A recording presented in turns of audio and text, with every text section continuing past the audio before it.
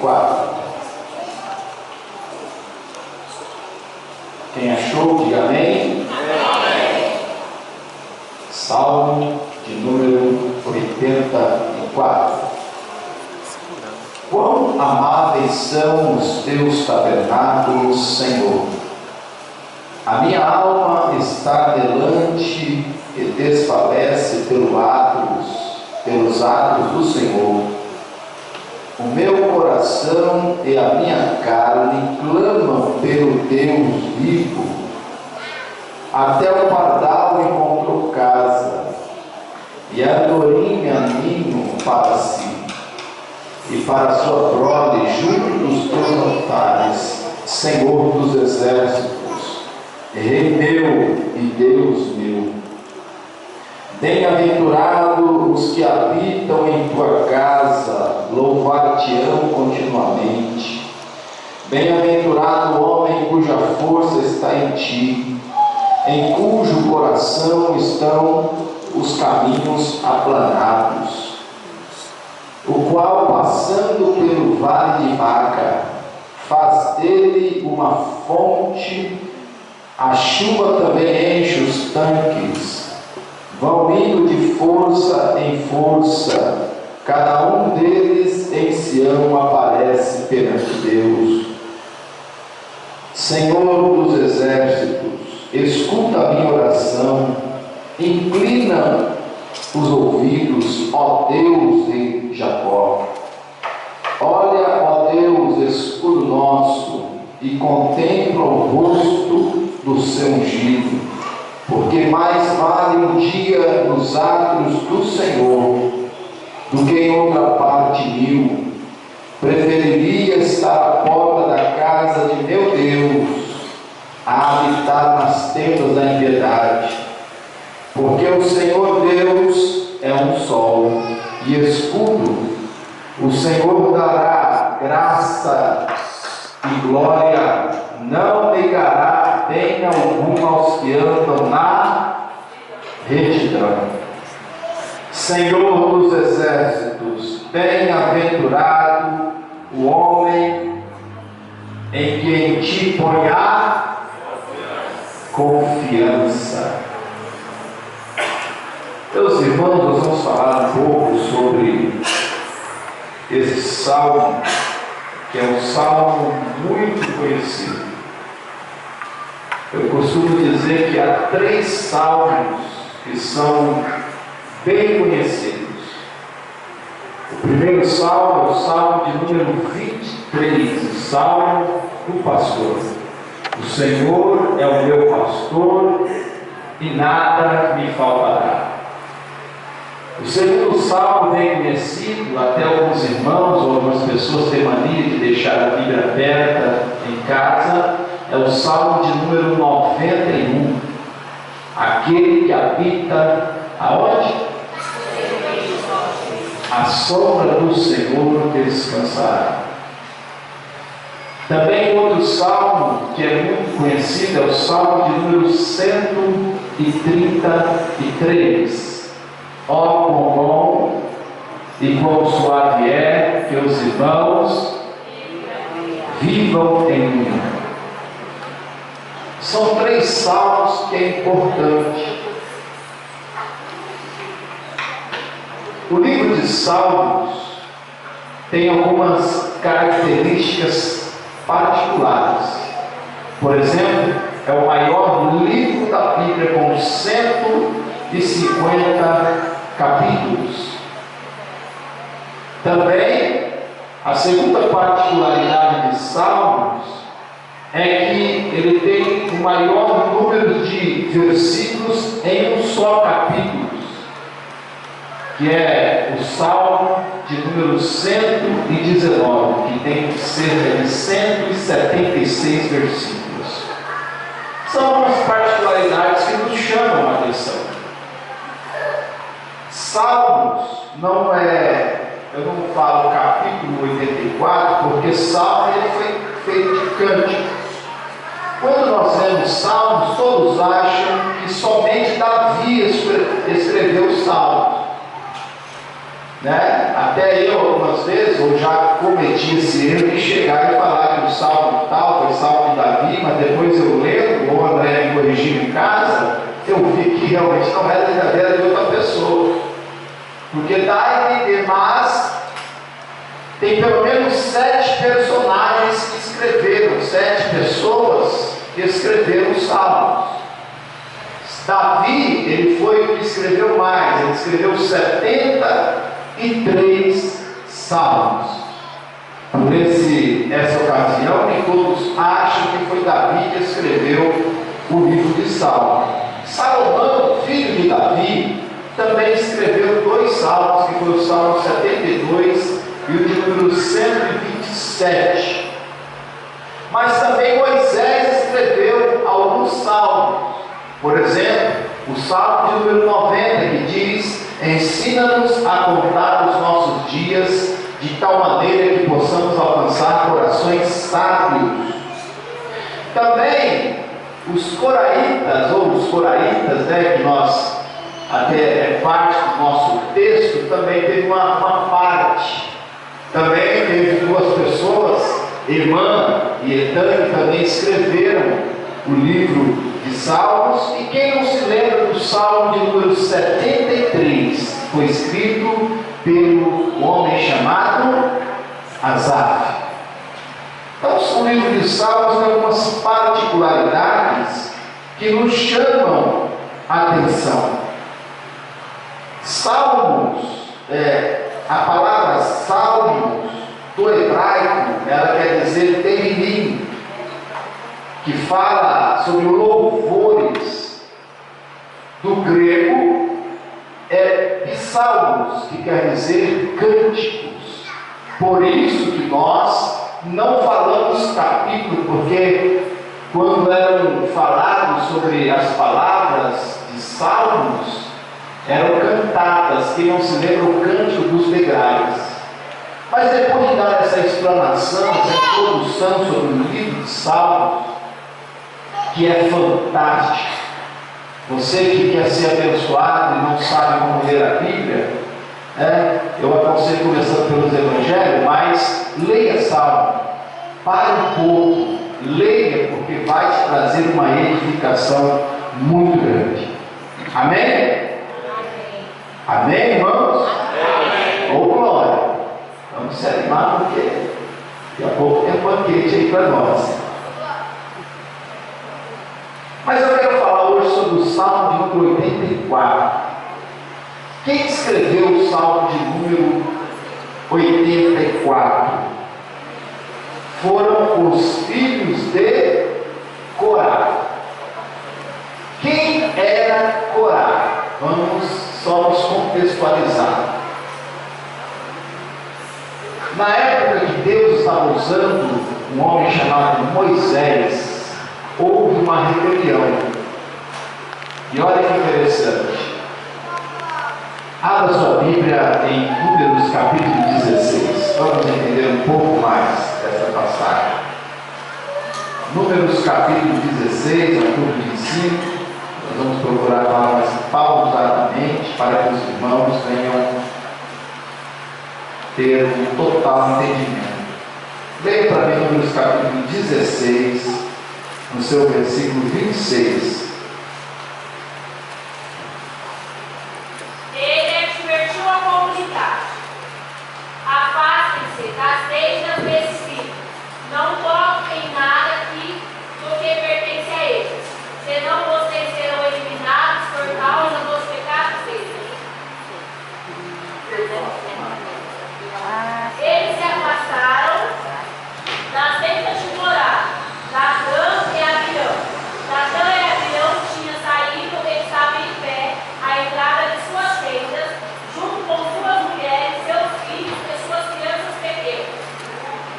Então Corá se levantou contra o homem de Deus chamado Moisés. Junto com ele tinha uma panela que era Datã e Abirão. Interessante que se levantaram, Deus resolve matar este povo. E Deus extermina Corá pessoas que faziam parte da descendência. Mas o texto vai nos dizer que Deus não exterminou todos. Houve algumas pessoas que ficaram.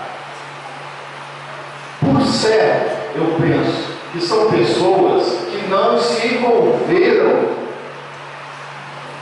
na desobediência ou no levante contra o homem de Deus. Pessoas que temiam a Deus. Isso nos mostra que Deus, ele não é injusto.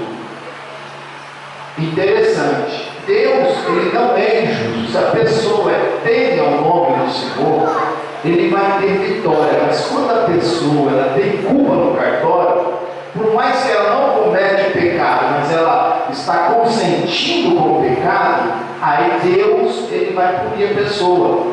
Vou lhe mostrar dois exemplos. Por exemplo, quando Acã roubou a capa babilônica e uma cunha de ouro, a Bíblia vai dizer que depois que Josué fez todo o trâmite, Deus pediu para ele e mostrou para ele que tinha pecado no meio do arraial e caiu na família de Acã, não vou me prender na passagem, mas a Bíblia vai dizer que acharam enterrado onde que estava?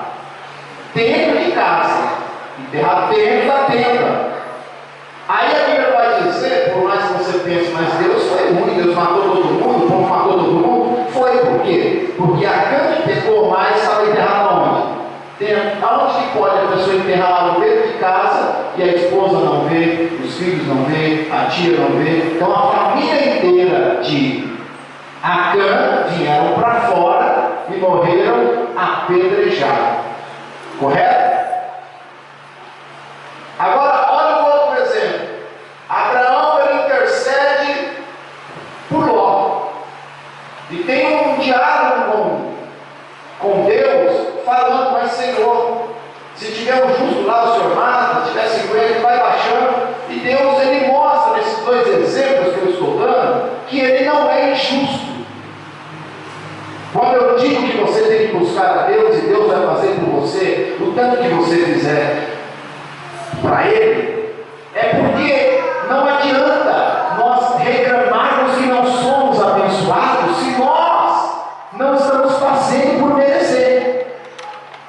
Quando nós colocamos na posição, quando nós fazemos as coisas da forma que é para ser feita, as mãos de Deus abençoam a nossa vida.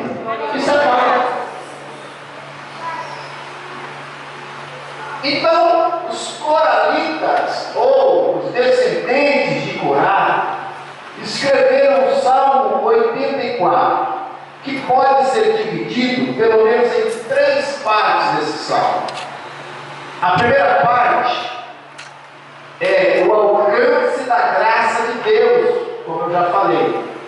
Porque olha como que esse povo, ele fala com Deus, ele escreve esse cântico. Ele diz: a minha alma está anelante, desfalece pelos teus atos. Olha o versículo 3.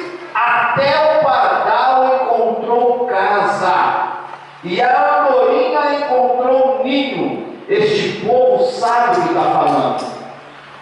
Eles dizem que o pardal encontrou casa e a andorinha encontrou ninho. Lá no Antigo Testamento, o pardal era um animal, ou melhor, uma ave que não tinha valor. Era desprezível. Qual o valor? Quem comprava pardal? Quanto que valia o pardal? Não valia nada. Não valia nada. Então eles estão cientes do que eles estão falando. Aí eles falam também que a andorinha não encontrou, e a andorinha ninho para si e para a sua prole. Até o pardal encontrou casa e a andorinha encontrou ninho. Vamos colocar, encontrou para facilitar, para si. A andorinha também era uma ave que não tinha valor. Quando que você vê falar sobre a andorinha na Bíblia? Em um ato de, por exemplo, a pomba, que é uma ave que simboliza o Espírito Santo, é diferente. Mas o pardal e a andorinha não tinham valor. É como se os coralitas falassem assim: Senhor, nós não tínhamos valor nenhum, nós não valíamos nada. mas a tua graça nos alcançou e nos abençoou. Lembra alguma coisa? Não. Lembra? Lembra a minha vida e a sua. Que lá fora não tinha valor nenhum.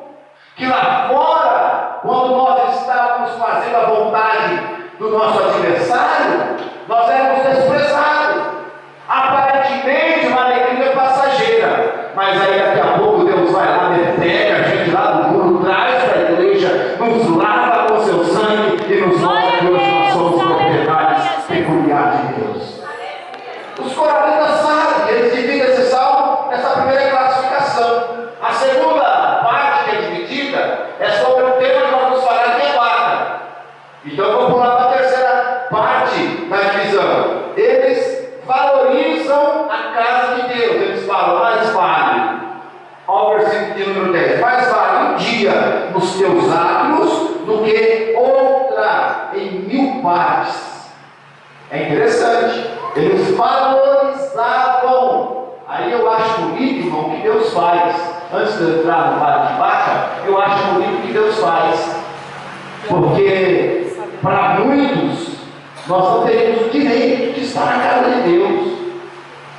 Quem não se lembra da Moabita, Ruth, que lá em Deuteronômio diz que nenhum Moabita, Deuteronômio 23, capítulo 23, versículo 2, ele fala que nem Moabita habitaria, nem entraria na congregação. Mas lá no Novo Testamento, em Mateus capítulo 1, você vai encontrar o nome de Ruth na genealogia, sabe por quê? Porque aquele que busca Deus alcança graça aos olhos de Deus. É interessante como que Deus trabalha. Agora vamos falar sobre o Vale de Baca, que é o nosso texto, que eu quero empreender bastante. Essa introdução é para o nosso conhecimento, né? Os irmãos que não sabiam dessas informações, é importante entender. Então, quando você for falar o Salmo número 73, você não fala que é o Salmo de Davi. O Salmo de Davi escreveu o Salmo 73. Quem escreveu o Salmo 73, irmão? Quem? Asaf. Quem escreveu o Salmo 90, irmãos? Eu esqueci. Quem foi? Moisés. Então, cada salmo teve uma parte de algum autor. Vamos lá. Baca, ele vai dizer no versículo 6 assim: o qual, vamos ler o 5 e o 6. Bem-aventurado o homem cuja força está em ti, em cujo coração estão os caminhos aplanados, o qual, passando pelo vale de Baca, faz dele uma fonte, a chuva também enche os tanques. Por que os filhos de Corá colocaram o vale de Baca como um destaque neste versículo e neste capítulo de número 84, nesse cântico? Porque os israelitas que moravam na Palestina, naquela região, quando iriam para Jerusalém, quando eles estavam indo para o templo adorar ao Senhor, quando eles estavam indo para oferecer algo ao Senhor no templo, não tinha como chegar em Jerusalém sem passar pelo vale de Baca. Eu achei, quando eu estava lendo isso essa semana, que eu passei a semana lendo sobre esse texto, eu achei interessante, porque eles andavam em caravana para ir para Jerusalém, mas tinha um pedaço da estrada, ou da caminhada no deserto, onde eles estavam indo para Jerusalém. Não era igual hoje, você pega o seu carro, liga o ar-condicionado e vai lá, e a tua polícia estava no lugar. Não, eles iam caminhando, era um sofrimento muito grande, mas para chegar em Jerusalém era necessário passar pelo vale de Baca. Aí eu fiz um jump, né, uma jogada, ligando esse texto à primeira carta de Pedro, capítulo 2, versículo 11. Quem achou já fica engateado aí, porque eles queriam sair de uma localidade e chegar a Jerusalém. Nós também não somos somos diferentes. Nós estamos aqui como peregrinos e vamos chegar em Jerusalém celestial daqui a um tempo. Sabe por quê? Porque Jesus vai vir buscar a sua igreja. Aleluia. Leia para mim, Pedro, capítulo 2, versículo 11. Amados, insisto em que, como estrangeiros e peregrinos no mundo, vocês se abstêm dos desejos carnais que guerreiam contra a alma. Estamos como peregrinos na terra. Então eles também como peregrinos, quando saíram da região onde eles moravam, eles tinham que chegar em Jerusalém, mas tinha que passar pelo vale. O vale de Baca, olha só, todo vale, nós entendemos que é embaixo, é profundo. Vale lembra de abismo, vale lembra de buraco, de lugar molhado, embaixo, enfim. Quando falamos de vale, é desse sentido que nós imaginamos, né? A palavra Baca, ela tem pelo menos 3 significados que eu encontrei, né? Que é vale das lágrimas, vale das balsameiras e vale árido. Todo mundo passa pelo vale.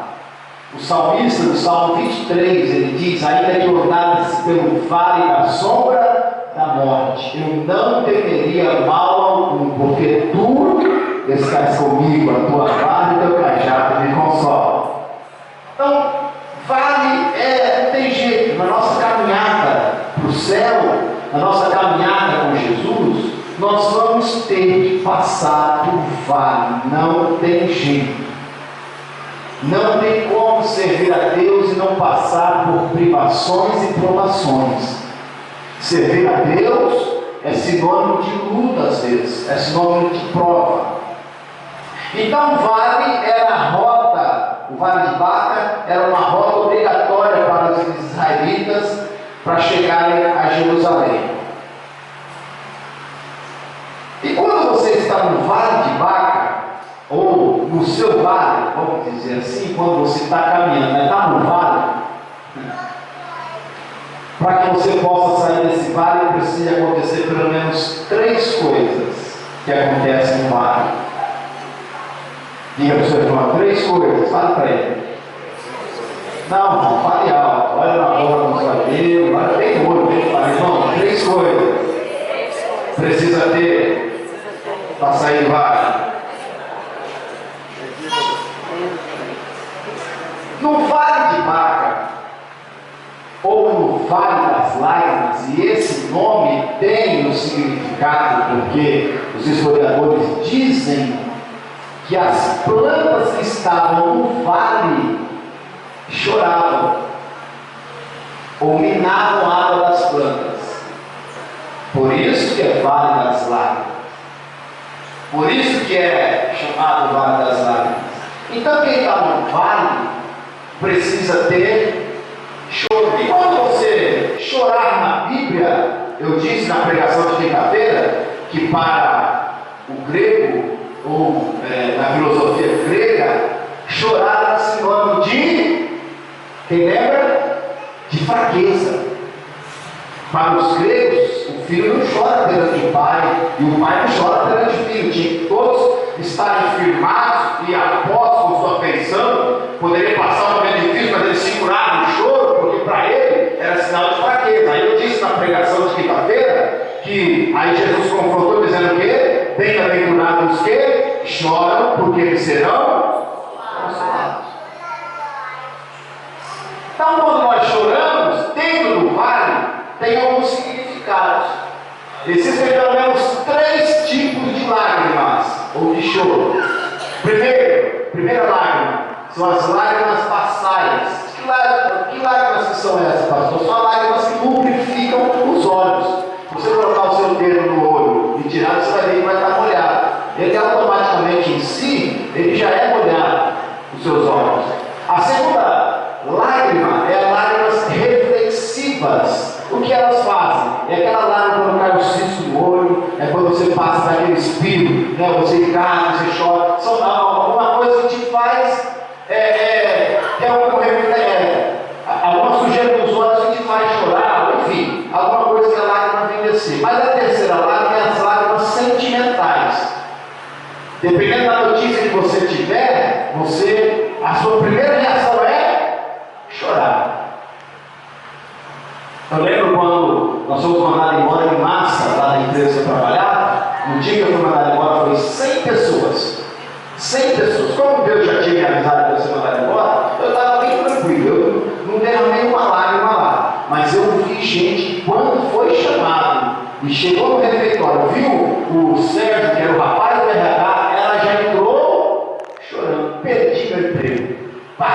Parece que a notícia fez o seu semblante, o sentimento que está dentro dela vir para fora e se transformou em lágrima. Interessante, porque lágrimas sentimentais é quando você recebe uma notícia difícil e você chora. E no vale é lugar de choro, porque de vez em quando quem está no vale não recebe notícia boa, só recebe notícia ruim. Não é verdade? E o choro faz parte da nossa vida. Por exemplo, Jesus chorou. Leia para mim, Evangelho de João, de Jesus Cristo. Você escreveu João, capítulo 11, versículo 35. Evangelho de Jesus Cristo, segundo escreveu João, capítulo 11, versículo 35. É muito pequeno o versículo. Leia. Jesus chorou. Pronto, de novo. Jesus chorou.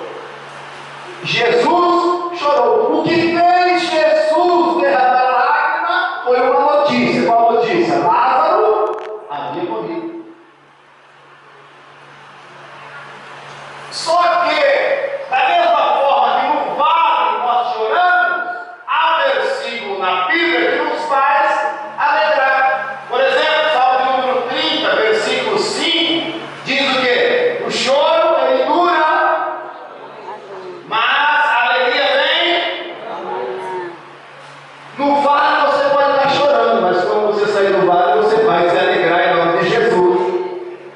Tem choro no vale sim, mas também Jesus vai te dar alegria. O que não pode, e toda vez que eu pego o microfone para pregar, Deus manda falar isso. Eu sei o que está acontecendo, eu acredito que Deus quer falar para alguém. O que não pode é você desistir, parar e achar que o vale é para sempre, porque tinha que passar pelo vale, quem passa não fica. Quando você viaja, você não fica na parada, você para com o lanche e o ônibus segue em direção. Talvez você está pensando, mas eu não aguento chorar tanto. Vale a pena, porque cada lágrima sua depois vai ser um motivo de você sorrir na presença de Deus. Mas não para! Não desiste! Se você sentar comigo e conversar e falar assim, pastor, o que te fez chorar na sua vida? Eu vou falar muita coisa para você que me fez chorar. Eu vou te detalhar coisas e você fala, não acredito. Sim, isso me fez chorar. Porque todo mundo chora por algum vale que está passando. Mas se você perguntar assim, pastor, você já sorriu? Eu vou dizer, meu amigo, eu mais sorri do que chorei, porque a presença do Senhor está na minha vida. Ele nos segura. Ele nos abençoa, irmão. Não para, não joga tudo para cima, não. Usar o português mais. Não chuta o pau da barraca, não, irmão. Não para, não pensa que acabou tudo, porque você está no vale, porque o vale é passagem. É passagem. E Deus quer te abençoar. Por que Deus te leva para o vale? Primeiro, no vale você chora. E segundo, por que você está no vale? Ou o que você tem que entender quando você está no vale? Que no vale, Deus tem um propósito muito grande para nos mostrar. Qual que é, pastor? É que no vale nós nos tornamos totalmente dependentes de Deus. Eu vou repetir porque é comigo. No vale nós nos tornamos totalmente dependentes de Deus. Como é duro, né, irmão? Passa a prova. Como é duro. O povo caminhou no deserto. Eu acho interessante o hino da Voz da Verdade, que fala que o povo em pleno deserto, né? Aí fala, que povo é esse? Que está por perto, que Deus é esse que está por perto, que fez o seu projeto aonde? No deserto. As roupas nunca rasgavam, não envelheciam, sapatos não terminavam. E não vai falar sobre um deserto, porque quando fala de vale, fala pelo deserto também, porque é difícil passar pelo deserto, pelo vale. Mas o tempo que o povo mais tinha fartura, sabe onde era? No deserto. Quando você lê esse, no capítulo Vai dizer que Moisés foi até Faraó, e ele falava que é para olhar para Deus e falar assim: Deus, eu não acredito que o Senhor faz isso. Faraó ouve Moisés, Moisés fala o seguinte: assim diz o Deus, o grande eu sou, palavras minhas, deixai meu povo ir para celebrar uma festa aonde? Aonde? Então, quem faz festa no deserto? Quem faz festa no vale? Mas no deserto o povo tinha maná do céu. Um dia o povo queria comer carne. Deus falou assim: vocês querem comer carne? Peraí. Vocês estão. É como se Deus, irmão, um pensamento meu, dissesse assim: vocês estão achando que você está na dependência de quem? Quem que vocês acham? Eu falo para vocês: quem que vocês acham que está comandando tudo? É Deus. Aí quer comer carne? Peraí. A Bíblia diz que haja um monte de cardume, de peixe, e era peixe para tudo quanto é lado, que o povo comeu tanto que os mais gulosos, os mais indisciplinados, chegaram a sair peixe, carne pelo nariz.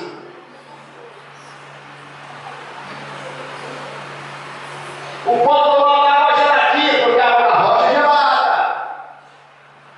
O povo comia do bando menor, mas queria voltar para o Egito. Estava no deserto, estava no vale.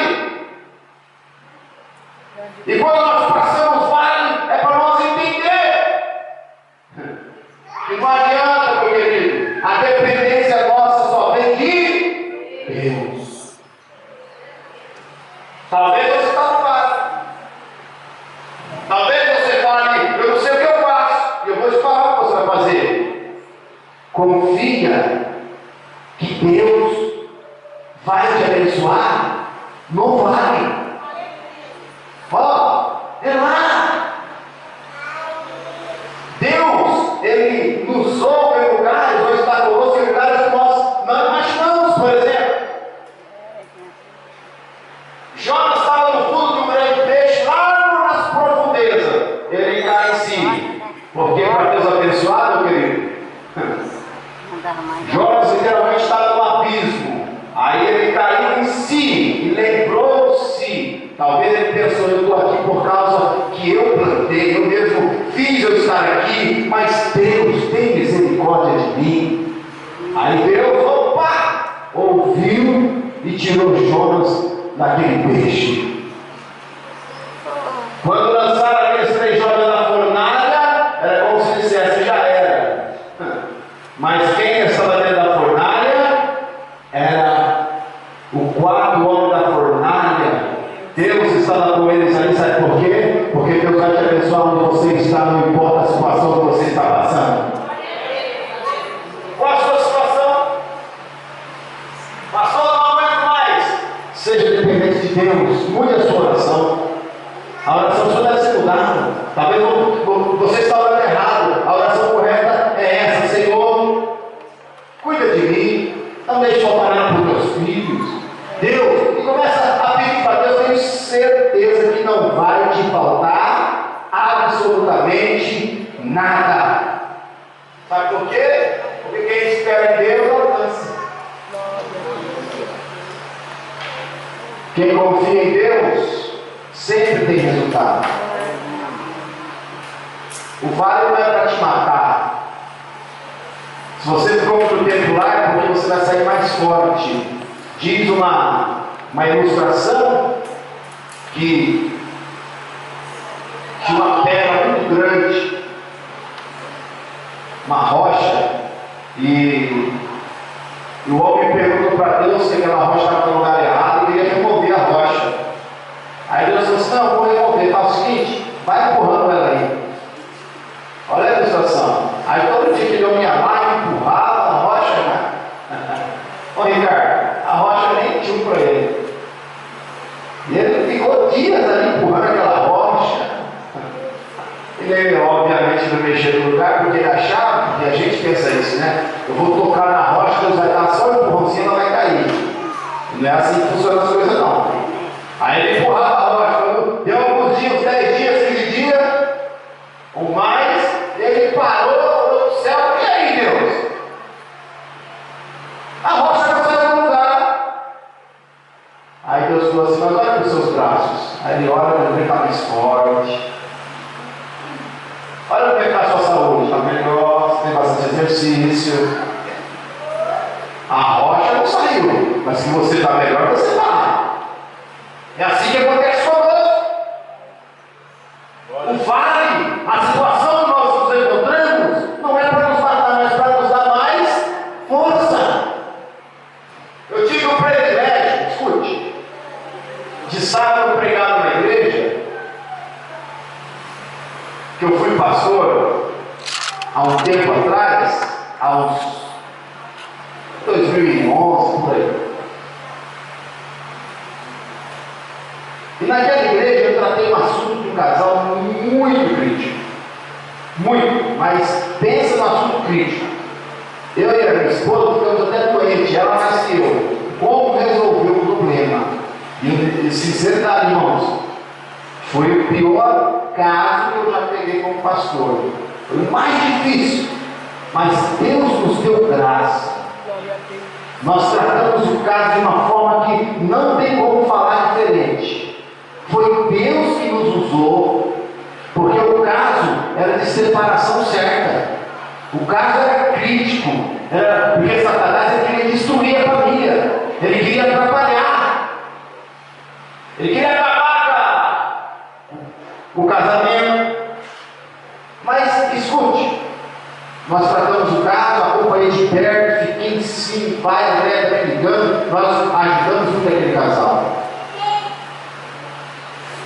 Eu acho que hoje eu estou muito mais preparado. Eu acho que não tem mais situação na igreja em relação a casal que talvez seja difícil, porque aquela ali, irmão João, foi bravo, né? Foi uma luta definitiva.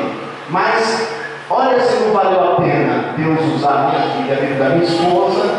Olha se não valeu a pena aquele casal ouvir você. Isso já faz 6 anos quase. E sábado nós nos reencontramos. Sabe qual foi a primeira reação da mulher quando olhou para a minha esposa? Foi chorar de alegria por saber que teve resultado. Na ocasião eu estava no vale.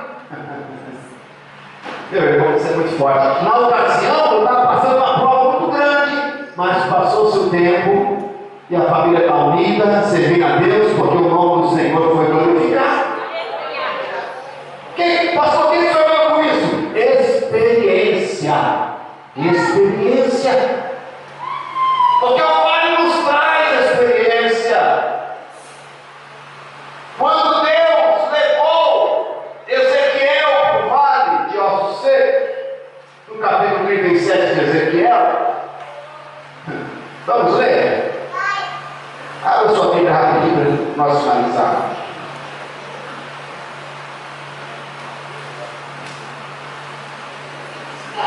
Olha que interessante. Ezequiel 37.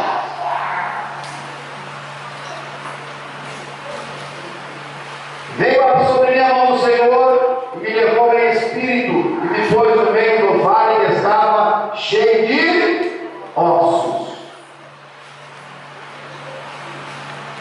E me fez andar ao redor deles. Quem me levou, Ezequiel? Quem? O Espírito do Senhor. Olha aqui para mim. Lembra que eu disse que há 2 formas de nós passarmos problemas. Uma é por desobediência, por não ouvir a voz de Deus, por sair dos caminhos do Senhor, mas a outra forma é Deus permitir. Deus leva o profeta no vale de Ossos Secos e fez caminhar no vale. Aí é uma pergunta muito clara que Deus faz para Ezequiel: porventura pode voltar a ter vida esses ossos, meus irmãos? Pode? Pode ou não? Aí ele, mano, é esperto, é Senhor, tu sabes se pode ou não.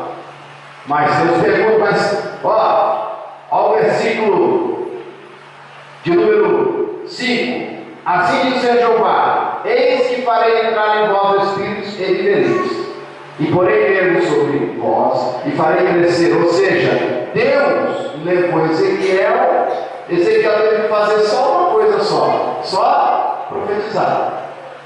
Se você falar, vai acontecer? Glória a Deus. Aleluia. Vale é lugar sombrio. Quando Ezequiel viu, só tinha osso, mas depois que Deus agiu, aonde no vale, os ossos voltaram a ter nervo, pele, e levantou-se um exército, porque Deus é fiel. Ele vai te abençoar, mas onde que é, pastor? É no vale.